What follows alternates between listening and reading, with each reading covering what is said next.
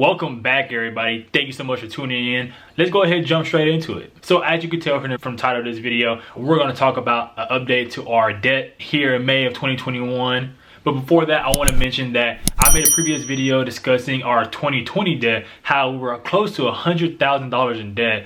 So now you get to see the tremendous strides we have made all the way to May of 2021. Let's go ahead and hop in. As you can currently see, we're sitting at $66,328.44 still in debt.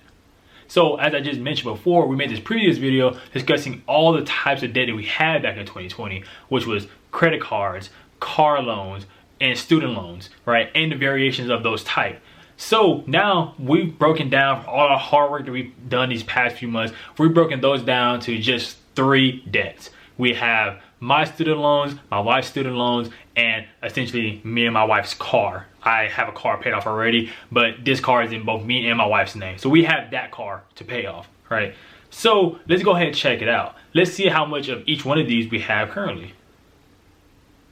So I'm going to go ahead and do some quick math here. And this first one, we're going to figure out, all right, what is our Navient loans? So the Navient loans are my student loans. So doing some quick math here, if you want to go ahead and pause the screen, you can just do the math yourself, but I'm about to do it here in Excel because I just love Excel. So currently, as you can tell, that with my Navient loans, I'm still sitting at $20,901.44 left on that student loan, which is absolutely great because that loan actually started off at $23,000. I think that's how much I was currently, but I paid off a few of my loans. As you can tell up here, I paid off Navient loan 06 and Navient loan 03. Those were the cheaper of the loans, so I want to go ahead and knock those out.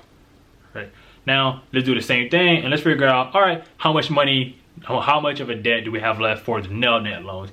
And boom, so you can see that these loans are like a lot higher, 10 grand more, but that Nelnet student loans are sitting at $30,972, right? Which honestly isn't super bad for how much we get paid, but that's currently how much we have for that particular student loan. And lastly, I don't need to do the math, you can just see it right here. We currently have $14,455 left on our car, which we call Kelly 2.0. So as I mentioned already, we have a total of $66,328, which isn't, to us, feel like it's not really that bad compared to how we were at almost 100K last year. So thank the government, thank the free money we was able to get, and thank our great budgeting and our great jobs that we have. So we get to pay off a lot of our loans faster because we're really trying to just hammer those down so that way we get to this financial freedom and we can really start doing more with all the excess money we will have once we pay off these student loans. So I want to go ahead and drop back a little bit. I'm gonna show you one of my other spreadsheets and we can look at how much we actually pay and our credits over the last few months. We're gonna go to our continuous budget. So I like to do my budget like well in advance, so you're probably not gonna see this part of the video. I'm gonna probably just cut it out. But let's go ahead and start back in January. So in January, as you can see, that we paid a total of about $1,000 in credit, right? Majority of that going towards either a car or one of those 2 student loans. So $1,000 paid off in January. Phenomenal, right? Let's go ahead and go into February. So February, we paid off $1,655, right? So we paid almost additional $700 in February, which is great. You know, we're building momentum, really trying to get this debt down. So let's just keep it going. From what I remember, March was a very beautiful month, and we actually paid off $16,268, right? That's because I ended up getting a bonus, we got our tax refunds, and we got some of those stimulus checks from the government. So being smart individuals, we didn't just blow that on some random stuff. We put that towards something important. Next one is April. So just last month, we paid $2,200 of our debt off, right? So we've made significant strides. It's not no March. March was just a beautiful month of money just getting from everywhere, but now we're kind of getting back into our normal ends. We're paying off our debt a lot faster. So the hope is in this month of May we'll pay off even more, hopefully more than $2,200.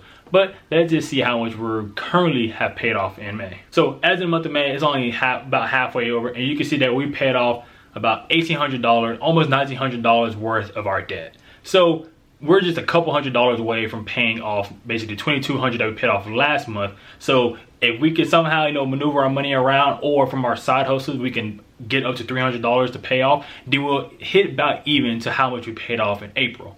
So the goal is, like I said, is snowball. We're really trying to pay off these debts. So every month try to contribute more and more money to each one of those. So that way, in the hopes that we pay this off in the next few years, so that way we can really start living with all our money being utilized into how we want to do it. Thank you guys so much for checking out this video. Please make sure you guys check out the previous video. That video is called Our Debt-Free Journey 2021, Revisiting 2020, an almost 100K in debt.